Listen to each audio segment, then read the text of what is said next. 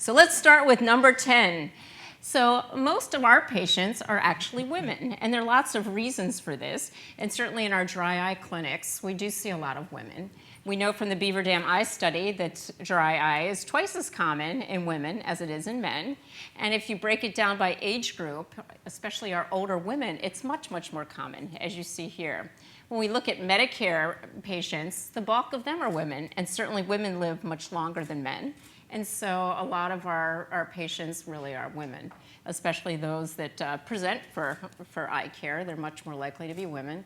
And so much of our day is spent dealing with these female patients.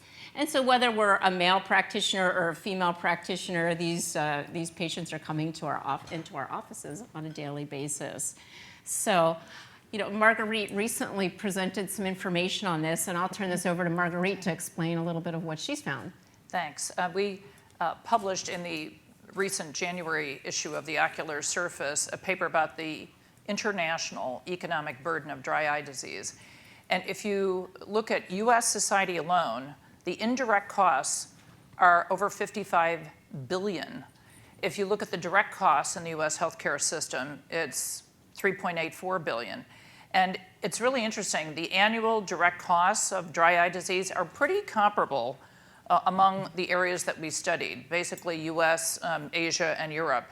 And it's very significant. So, and if you get a chance to read the article, which I hope you all will, it talks about absenteeism, presenteeism, where people are at work and they're just not functioning up to full capacity because they can't see, because they're struggling with their vision.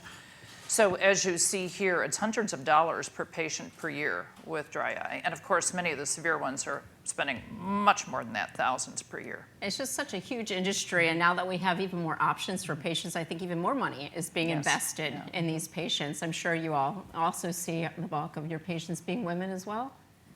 Not only that the bulk of these patients are women, but it absolutely impacts their daily lives. It impacts their ability to read. It impacts their productivity, like you said, Marguerite. So this is a real disease.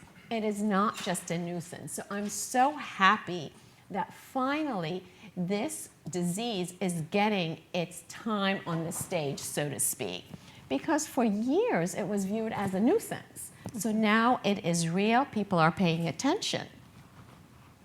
Very good. So, and Marguerite's done some very interesting studies on hormonal changes with aging, and I think a lot of what we see is due to this. Absolutely. Men, of course, start off with far more testosterone than women, but women do have some from the adrenal gland. And both sexes are losing testosterone as time goes by, but women's testosterone levels usually fall below the critical amount you need to have a healthy lacrimal gland, and men usually don't ever reach that level. So that's one thing. Another thing is people often ask about hormone replacement therapy, HRT. If you look at the world's literature in English, about half the papers say HRT helps dry eye, and the other half say they don't. It actually makes it worse. But if you look at the Women's Health Initiative, which was published about 13 years ago, but it was a beautiful study, and they followed 27,000 women for a decade. And they came up with the conclusion that HRT actually makes dry eye a little bit worse. Makes it worse. Yeah.